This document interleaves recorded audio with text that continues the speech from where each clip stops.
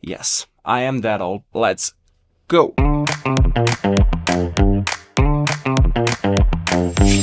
So what do we have today? The Bandit 112 Solo Series. What? That dodgy little practice amp that everyone had in the 90s? Yes, I am that old. But is this reputation justified? Let's find it out in 4 parts. First, a historical lesson, then an overview of the amplifier, then of course some sound examples and experiments with different guitars, and finally a summary. So here we go. So let's do a little history lesson, and I'll introduce none other than Mr. Speck to deliver this historical important lecture. You never heard me talk because my voice is not made for the common folk. But you seem special to me. That's why I shall tell you the history of the Bandit from Peavey. The very first Bandit was only produced for 1 year in 1980. When the later versions were released, the original Bandit became known as the Gunsmoke Bandit, because the font used to siskin in the logo on the front of the amp resembled the font used in the opening credits of the popular 60s TV show Gunsmoke. Gunsmoke. The Gunsmoke Bandit was manufactured in Meridiano, Mississippi, USA, and was rated at 50 watts RMS. Not the PS come la Ferrari, RMS. It was factory fitted with a 12-inch guitar speaker manufactured by not La Papa, but the Eminence for Peavey. Further models were then based on the original Bandit, but differed mainly in their output from 65 to 75 watts. And in 1989, a new series was launched, the Bandit 112 Solo Series. Many of the innovations that would later be branded as Transtube were launched in the Solo Series 112, but the name Transtube had not been adopted yet. There were several different versions of the Solo Series Bandit 112, but they all featured the same operating system. One of the most popular variants is the teal stripe or blue stripe, due to a blue horizontal stripe below the control panel, come una Ferrari, ma non in rosso. And that's the one we're covering here. A Peavey Bandit 112 teal stripe from 1988. Grazie. Thanks, Mr. Speck. So let me give you a little overview. To connect the guitar, there is a low and a high input. Classic. We have the effects loop, which is available on the front panel. Cool. There is a reverb control and a level control to adjust the main volume. And then we have 2 channels that can be controlled by a channel switch with a 3-band EQ that affects both channels.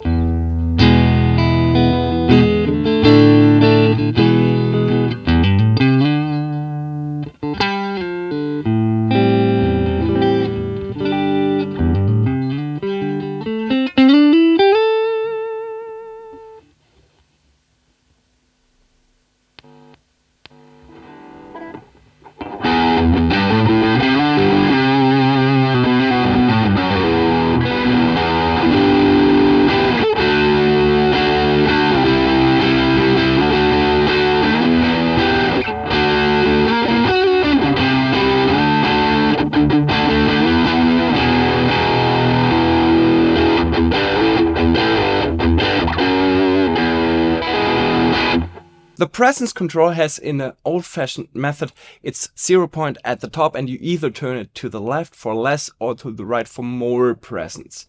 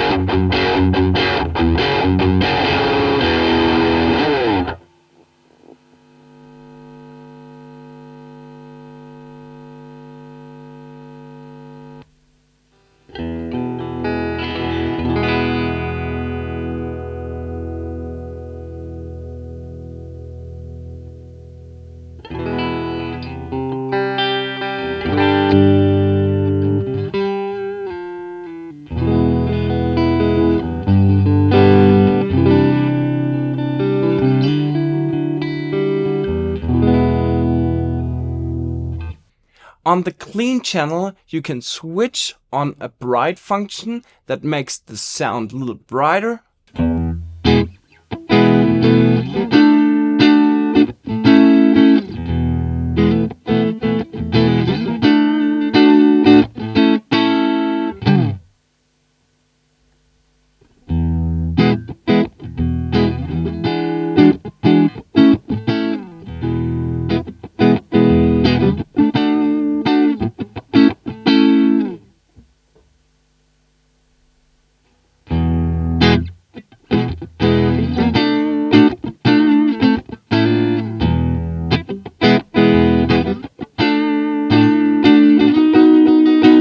On the lead channel, you have a few more controls to fine-tune the sound even more. Super saturation adjusts the distortion, while post gain adjusts the channel level. Doesn't really make sense to me, and the lead channel is not being affected by the bright switch.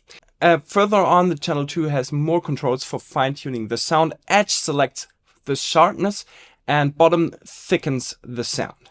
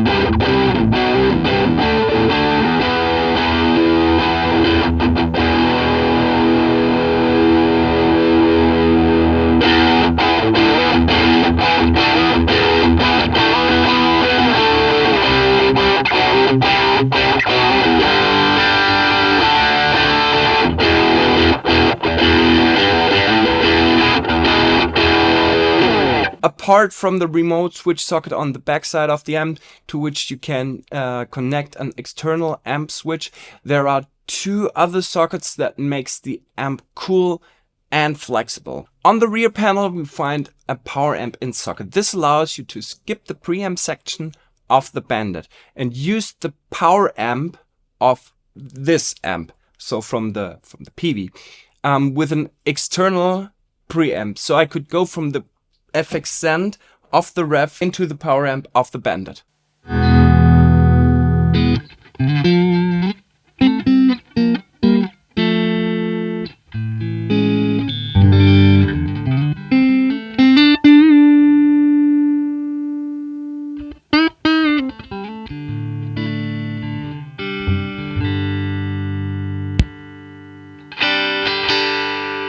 Or with a preamp out, I could send the preamp signal from the Peavey to an external power amp device.